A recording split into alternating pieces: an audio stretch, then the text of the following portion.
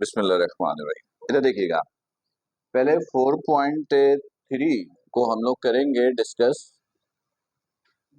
लेकिन क्वेश्चन को करने से पहले एक छोटा सा पॉइंट डिस्कस कर लें। इधर देखिएगा, हम लोगों ने एक एपी सीरीज पढ़ा था।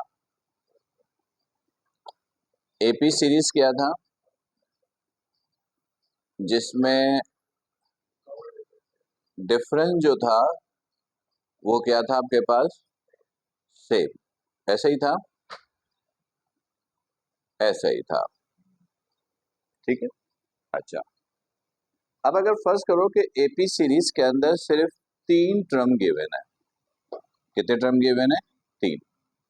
बस सिर्फ ये गिवन है 3, 6, 9। ठीक है, तो जो दरमियान वाला है, दरमियान वाला, इसको बोलेंगे अर्थमेटिक मीन। इसको क्या बोलेंगे? अर्थमेटिक मीन, और इसको लिखेंगे ए एम से। तो ये जो अर्थमेटिक मीन है ये 6 के बराबर है। ये तो हमें दिख रहा है कि दरमियान में मीन है। लेकिन अब फर्ज करो मैंने कहा कि दो वैल्यू है ए एंड बी। ए और बी दो वैल्यू है। मैंने कहा इसका अर्थमेटिक मीन निकालो। तो इसका अर्थमेटिक मीन कैसे निकलेगा? तो उसका फॉर्मूला याद रखो।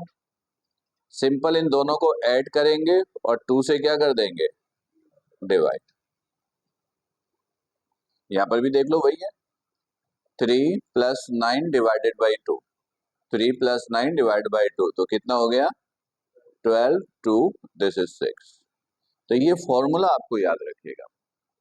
यानी दो टर्म के दरमियान अर्थमेटिक मीन निकालना है तो उसका सिंपल सा फॉर्मूला क्या है? a + b over 2। a + b over 2। ठीक है, a + b ओवर 2, ये इसका सिंपल सा फॉर्मूला है। सही है।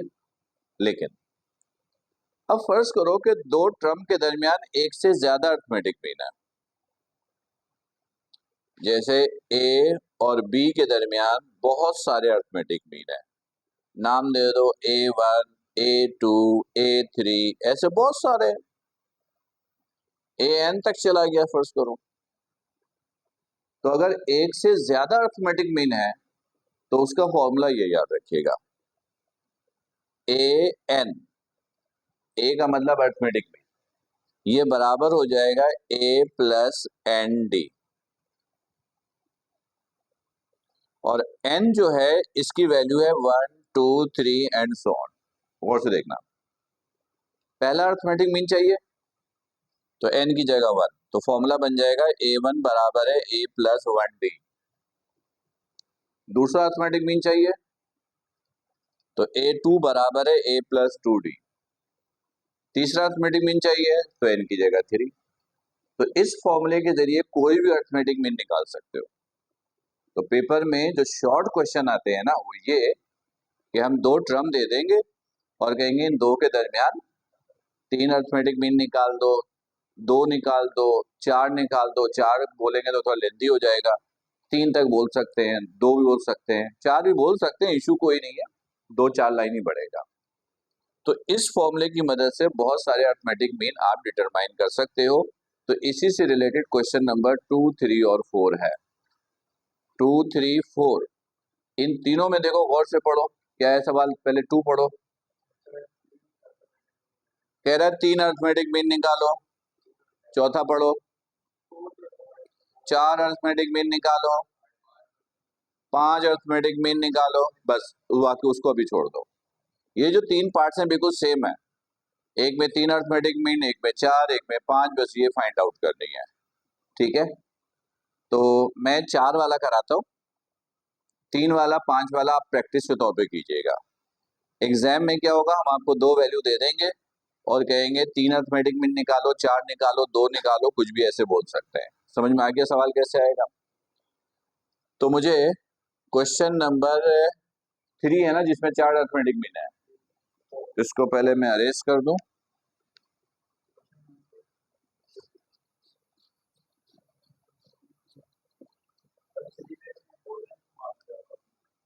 सब एक जैसे हैं। मैंने कहा ना 2, 3, 4, 2 मार्क किया हुआ होगा।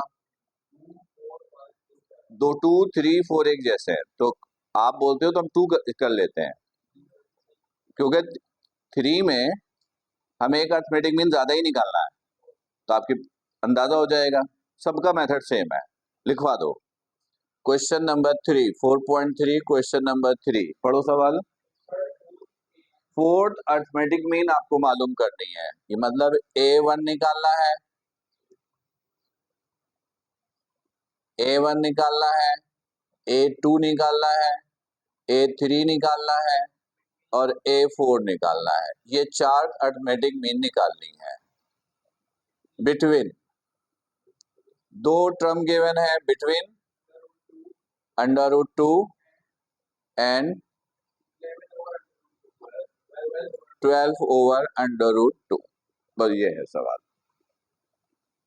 ये इसलिए इंपॉर्टेंट नहीं है क्योंकि इसमें वैल्यू उन्होंने अजीब सी दी है, लेकिन सर आप तो कैलकुलेटर यूज करोगे, लिखोगे, ऐड करोगे, खुद आंसर आ जाएगा।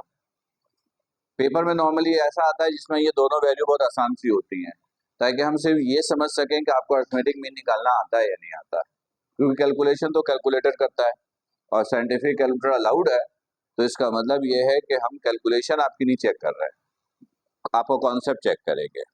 अब सुनोगे, देखिएगा अर्थमेटिक मीन निकालने का तो ये फॉर्मूला है, इधर बोर्ड पे देखिएगा अच्छी तरीके से, ये an is equal to a plus n d. तो a चाहिए और d चाहिए सबसे पहले। n तो पता है, पहला अर्थमेटिक मीन तो n1, दूसरा अर्थमेटिक मीन तो n2, तीसरा तो n3, तो a और d चाहिए।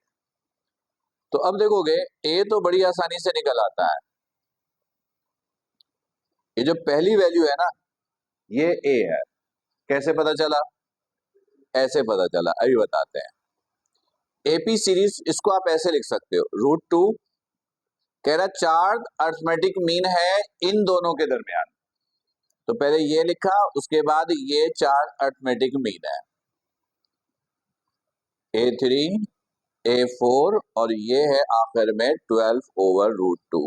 ये एपी सीरीज बन गई पूरी, दो टर्म के दरमियान 4 अर्थमेटिक मीन। अच्छा, 3 अर्थमेटिक मीन एग्जाम में पूछे तो दो टर्म के दरमियान 3 लिखना है, A1 A2 A3। दो पूछे तो बस A1 A2 लिखोगे। बात समझ में आ रही है? अब देखोगे, तो ये पहला टर्म है A2। डी निकालने के लिए आप ये फॉर्मूला इस्तेमाल कर लीजिएगा, A plus n-1 into D. ये हमने पिछली क्लास में इस्तेमाल किया है, याद है ना? Tn लास्ट टर्म के 3 सिंबल थे, Tn, L या An, जो चाहो यूज कर दो। तो यहाँ लास्ट टर्म कौन सा है? तो इसकी जगह लिखा 12/√2। A कितना है? N कितना है? अभी हम A1 नहीं निकाल रहे हैं, D निकाल रहे हैं। तो ये पूरी सीरीज है, 1 2 3 4 5 6, टोटल टर्म कितने हैं? 6। तो N की जगह 6 -1, D आपको फाइंड आउट करना है। देखो, जब पहली अर्थमेटिक मीन निकालोगे ना तो N1, दूसरी अर्थमेटिक मीन निकालोगे ना तो N2। ये हम अर्थमेटिक मीन नहीं निकाल रहे हैं, ये तो हम एपी सीरीज पर जनरल टर्म का फॉर्मूला यूज कर रहे हैं। तो n का मतलब है टोटल नंबर ऑफ टर्म्स, और टोटल नंबर ऑफ टर्म्स कितने हैं? 6 हैं। 4 अर्थमेटिक मीन है, 2 ये हैं, 6। ये इधर प्लस का उधर जाकर, चलिए माइनस कीजिए, 6 - 1 5, 5d करो माइनस,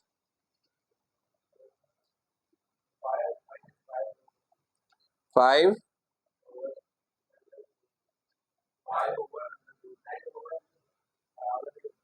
5√2, बस ये बोल रहे हो, बस इक्वल टू 5d। 5 मल्टीप्लाई इधर आके डिवाइड, तो डिवाइड होगा तो सेव √2 आ गया, ये d आ गया। ये a है, ये d है, देख लीजिए, चेक कर लीजिए, यही है, ठीक है। जब a और d आ जाए तो अब जितने भी अरिथमेटिक मीन पूछे इतने अरिथमेटिक मीन आप निकाल लो। अब ये देखिएगा नाउ, पहला अरिथमेटिक मीन a+1d, ये है फॉर्मूला। तो a1, a कितना है √2, 1 लिखने की जरूरत नहीं, d कितना है √2, बस इनको ऐड कर दो, ये हो गया 2√2, ये पहली अरिथमेटिक मीन आ गई। a2 निकालना है, a+2d, a की जगह √2, d की जगह √2, ऐड कर दो 3√2। तीसरा अरिथमेटिक मीन निकालना है, a3 = a+3d, तो a is √2, 3d is √2, ये हो गया 4√2। a4 a+4d √2 + 4d √2, this is 5√2। तो इसी तरह जितने भी अरिथमेटिक मीन पूछे निकाल सकते हो। देखो 2 पूछेगा तब भी ये काम तो करना है, 3 पूछेगा तब भी ये काम करना है। अब अरिथमेटिक मीन 3 पूछे एग्जाम में, यहाँ पे छोड़ देंगे, 2 पूछे यहाँ पे छोड़ देंगे, 4 पूछे यहाँ पे छोड़ देंगे। तो इस तरीके से सिंपल आप अरिथमेटिक मीन कैलकुलेट किया करोगे। क्लियर है बिल्कुल कैसे अरिथमेटिक मीन निकलता है आगे समझ में? गुड।